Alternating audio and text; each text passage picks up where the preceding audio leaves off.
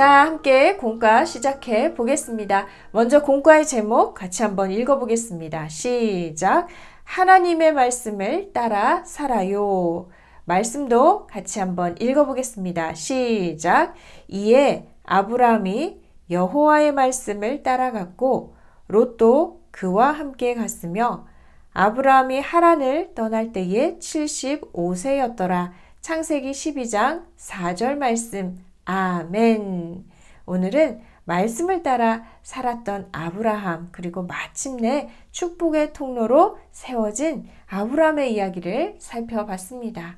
우리가 하루하루 어떻게 살아야 할지를 오늘 말씀해 주셨는데요. 다시 한번 말씀 그림을 오리고 공과제의 순서대로 붙여가며 주신 말씀 다시 한번 기억해 보도록 하겠습니다. 먼저 말씀 그림 오려 보겠습니다.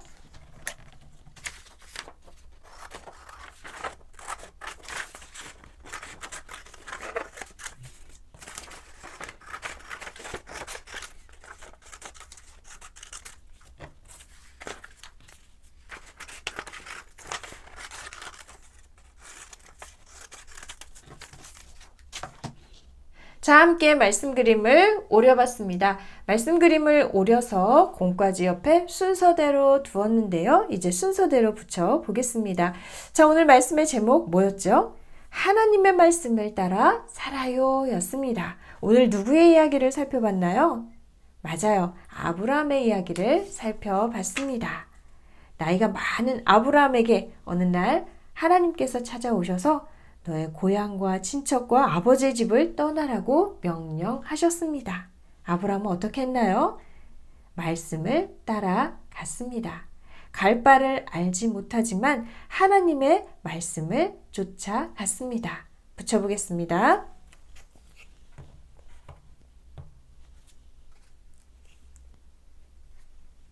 그 결과 어떻게 됐나요? 하나님께서는 하나님의 말씀을 따라 살아온 아브라함을 마침내 믿음의 사람 그리고 축복의 통로, 복의 근원으로 세워주십니다. 붙여보겠습니다.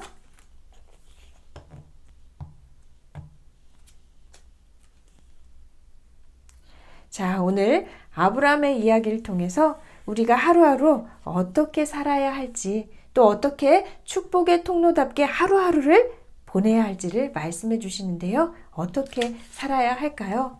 무엇을 따라 살아야 할까요? 바로 하나님의 영원하신 말씀을 따라 살아야 합니다. 말씀하시면 순종하며 하나님 따라가는 것입니다. 붙여보겠습니다.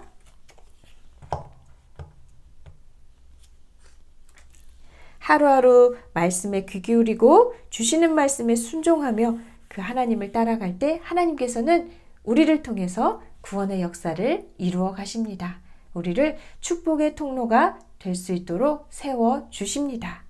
자, 말씀 그림을 다 붙여봤는데요. 다시 한번 말씀 정리해 보겠습니다. 오늘 말씀의 제목이 뭐였죠? 하나님의 말씀을 따라 살아요 였습니다. 오늘은 바로 아브라함의 이야기를 들려주셨죠. 참으로 순종하기 힘든 하나님의 말씀을 듣고 아브라함은 그대로 순종했습니다. 여러 가지 믿음의 시험들을 만났지만 그러나 그때마다 하나님께서 그를 붙들어 주시고 마침내 축복의 통로로 세워주셨죠.